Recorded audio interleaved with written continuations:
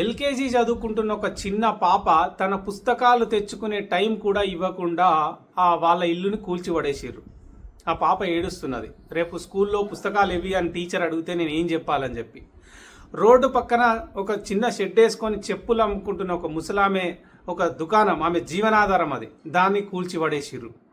వారం రోజుల క్రితం గృహప్రవేశం చేసిన ఒక ఇంటిని వాళ్ళ కళ్ళ ముందే కూల్చిపడేసిర్రు. ఒక నిండు గర్భిణీతో ఉన్నది తన భార్య. ఒక 2 నెలల టైం ఇవ్వండి, డెలివరీ అయిన తర్వాత మేము వేరే చోటు చూసుకొని ఖాళీ చేస్తామని చెప్పి కాళ్ళ వేళ్ళవాడి బతిమిలాడినా కూడా వినకుండా వాళ్ళ ఇంటిని కూడా కూల్చిపడేసారు. కూల్చితే కూల్చండి, కానీ ఒక్క బలిసినోని ఇల్లుని కూడా కూల్స్తలేరు కదా. ముఖ్యమంత్రి సోదరుడు రేవంత్ రెడ్డి అన్న తిరుపతి రెడ్డి ఇల్లు మాత్రం సేఫ్, దాని జోలికి ఎవరు పోరు. మంత్రుల ఫామ్ హౌస్లన్నీ safe. Ponguleti farm house safe, Venkataswamy farm house safe, Patnam Mahender రెడ్డిది మొత్తం నీళ్ళలోనే ఉంటుంది, అది కూడా సేఫ్.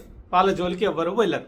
కానీ పేదోడిని మాత్రం పాపం పుస్తకాలు తీసుకునే టైం ఇవ్వద్దు, వాళ్ళ ఇంట్లో ఉన్న ఆహార పదార్థాలు తీసుకునే టైం ఇవ్వద్దు, నిర్దాక్షిణ్యంగా రాక్షసంగా కూల్చిపడేయాలి.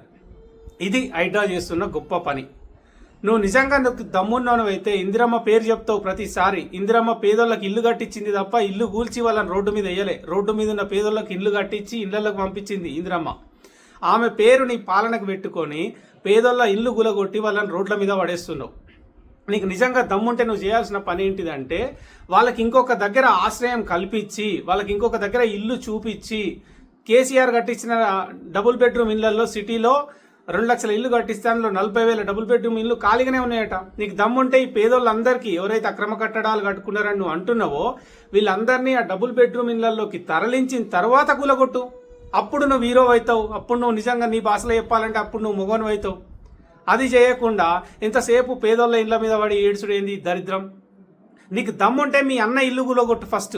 శాతనైతే అవుతుందా? లేదు. నీ మంత్రుల ఫామ్ హౌస్లు గులగొట్టే దమ్ముందా? లేదు. మరి ఏం చేయమంటావు? పేదోళ్ళను వచ్చి ప్రజాభవన్ ముంగట పొయ్యి పెట్టుకొని అక్కడనే వండుకొని తిని అక్కడనే వండుకోమంటావా? లేక మీ అన్న తిరుపతి రెడ్డి ఇంటికి పోయి వాళ్ళ ఇంట్లో వండుకోమంటావా ఒక మూలకు? పేదోళ్ళు ఎక్కడికి పోవాలి? రోడ్ల మీద పడేస్తే ఎక్కడికి పోవాలి? వాళ్ళ ఎన్నో కళలు కానీ పైసా కూడబెట్టుకొని 10-15 ఏళ్ళు కష్టపడి కట్టుకున్న ఇల్లుని 5 నిమిషాల్లో కూల్చి పడేసి రోడ్ల మీద పడేసి పోతున్నావు. ఎంత నిర్దాక్షిణ్యం ఇది!